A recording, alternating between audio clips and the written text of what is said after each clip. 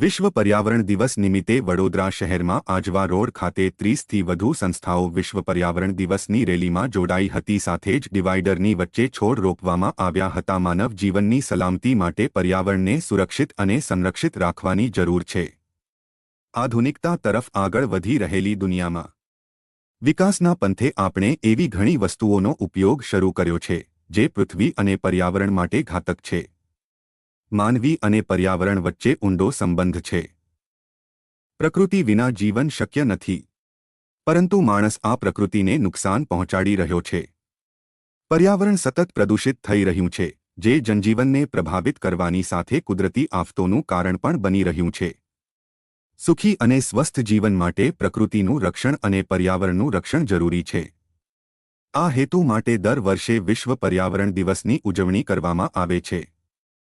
લોકોને પર્યાવરણ વિશે જાગૃત કરવામાં આવે છે અને પર્યાવરણની જાળવણી માટે પ્રોત્સાહિત કરવામાં આવે છે।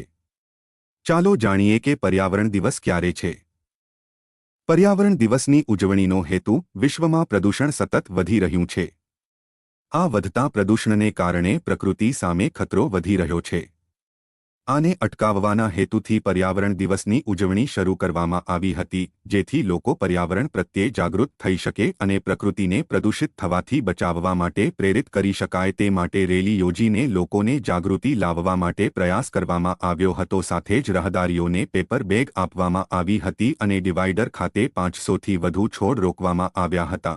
રોજ વિશ્વ પર્યાવરણ દિવસ નિમિત્તે વડોદરા મહાનગરપાલિકા સાથે બેન્કર્સ હાર્ટ ઇન્સ્ટિટ્યૂટ અને અન્ય સહયોગી 40 જેટલી સંસ્થાઓ, જેના માધ્યમથી મહાવીર હોલ 4 રસ્તાથી કિશનવાડી ગધેડા માર્કેટ 4 રસ્તા સુધી વચ્ચે જે ડેવલપમેન્ટ છે ડિવાઇડર ઉપર, એમાં રેલી સ્વરૂપે લોકોને જનજાગૃતિ માટે આ સંસ્થાઓ પોતાના પ્લેકાર્ડ્સ સાથે આપણા માધ્યમથી લોકોને પણ સંદેશ પહોંચે એ હેતુથી અત્યારે આ કાર્યક્રમનું આયોજન થયું છે। વહેલી સવારથી જ બધા ખૂબ મોટી સંખ્યામાં જોડાશે અને આ તમામ સંસ્થાઓનું કોર્પોરેશન અને અન્ય સંસ્થાઓના માધ્યમથી સન્માન પણ થનાર છે।